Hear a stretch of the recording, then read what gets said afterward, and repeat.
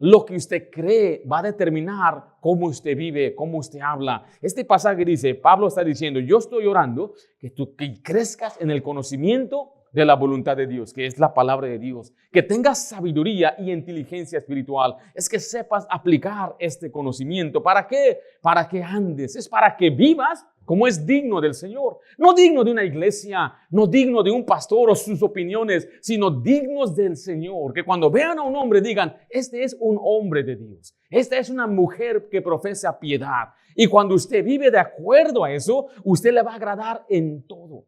Para que sepa cómo ser un buen esposo, una buena esposa, un buen empleado, un buen maestro, lo que sea, para que usted viva una vida que le agrada a Dios y sea digno de su vida en todo lo que hace. Después dice el pasaje, llevando fruto en toda buena obra. Que Dios nos dé fruto al obedecer. Pero ¿cómo voy a aprender a obedecer a Dios si no le conozco?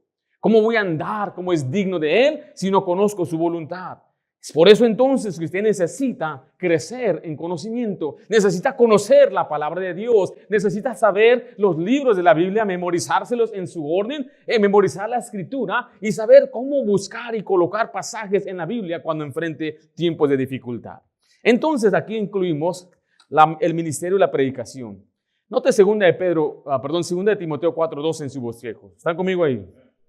Dice que prediques la palabra, que instes a tiempo, fuera de tiempo, redarguye, reprende, exhorta con toda paciencia. ¿Qué dice al final ahí? Y doctrina. Note que aquí el ministerio de la predicación es lo más importante en una iglesia.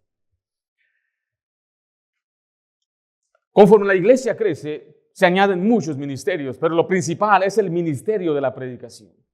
Cuando Pablo le escribió a Timoteo, no le habló acerca de organizar música, programas, métodos, no le dio nada de eso. Pero una cosa le dejó claro, que él debe ser un predicador fiel de la palabra de Dios. Porque esto es lo que hace que la iglesia sea edificada. No significa que todo lo demás no es importante o no lo haríamos nosotros, todo lo hacemos. Tenemos clases de niños, programas para niños, tenemos eventos de jóvenes. Este próximo sábado tenemos reunión de varones, los varones van a estar ahí, amén. Tendremos carne asada, un tiempo de compañerismo, habrá frijoles, tortillas hechas a mano, me dicen por ahí. Pero nada de eso sirve si no hay predicación bíblica. Estamos iniciando este año ya con un grupo musical, creciendo poco a poco con coros y cantos. Y queremos crecer un día que el Señor nos dé, si es su voluntad, en su gracia, tremendo programa musical. Pero de nada sirve si no hay predicación bíblica. ¿Sí me estoy explicando? La predicación bíblica es lo que más se necesita para el crecimiento espiritual de una persona. El pasaje que acabamos de leer dice que debe predicar la palabra. La iglesia no es un lugar para declarar sus opiniones políticas, no es para dar charlas motivacionales, no es un lugar simplemente para que la gente sienta bonito y qué bonito siento. No, es para que escuchen, sean redarguidos. Esa palabra redarguir significa usar un argumento bíblico contra la persona que lo empleó con anterioridad. Una persona que dice, yo así nací, así soy, esta es mi vida, pero la Biblia viene y te enseña, eso está mal, eso es la forma que debes vivir. Redarguir es muy importante. Dice la Biblia enseguida también, y reprender. Reprender es regañar a una persona mostrando desacuerdo con lo que ha dicho o hecho. Dígame usted si le gusta a la gente oír que le regañen. Pero Dios mandó al predicador regañar, reprender, redarguir. Entonces, si usted está en una iglesia donde le reprenden, redarguyen, donde le están diciendo eso está mal, cambia tu vida, arrepiéntete, está en un buen lugar. Pero si no me gusta, nosotros no vamos a cambiar el mensaje porque a la gente no le gusta. Tenemos que ser fiel a lo que Dios nos mandó. Si Dios me dio un mensaje y dice, declara el mensaje, alza tu voz en cuello, deja saber a Jacob su pecado, el profeta fiel en el Antiguo Testamento tenía que hacerlo tal como lo dice el Señor. Eso nosotros queremos como ponerle colchoncito a los mensajes para que la gente no se ofenda. Yo no estoy hablando de ser grosero y usar palabras vulgares. No estoy hablando de maltratar a la gente, ni degradarlos, ni mirarlos hacia abajo como tratando a la gente como que son inútiles. No me refiero a eso. Me refiero a enfrentarlos con la verdad de su pecado. Y a veces la gente habla de el pecado de los vicios, pero ¿qué tal el pecado de la incertidumbre hacia Dios, la duda de Dios, el afán, la preocupación? Esto es con lo que yo más creo que yo he batallado como pastor. Es con personas que no confían en Dios. Ahí enseñándoles, confía en el Señor, confía en Dios. No, estoy desanimado. No, ya estoy. Yo digo, pero no comprendo las promesas de Dios. Sea hombre, pórtese como varón valiente. Cíñase sus lomos como varón y sea varón. Es lo que necesita escuchar. Pero a veces lo que quieren es que alguien les apapache. Está bien, todo está bien, eres una víctima. No, Señor. El predicador declara lo que dice la Biblia. Confía en Dios. Y a veces veo a damas más firmes que hombres y digo, hermanita, siga adelante, sea fiel a Dios. Pero el hombre necesita que le redargullan, que le reprendan, que le digan, estás mal, cambia la manera en que vives. Note lo que dice Tito 1:3 en su Biblia, por favor. Recuerde que toda esta predicación, dice al final, debe hacerse con paciencia y doctrina. La paciencia implica que el pastor debe saber que la gente a veces no cambia después de un mensaje. Y eso ya lo sé.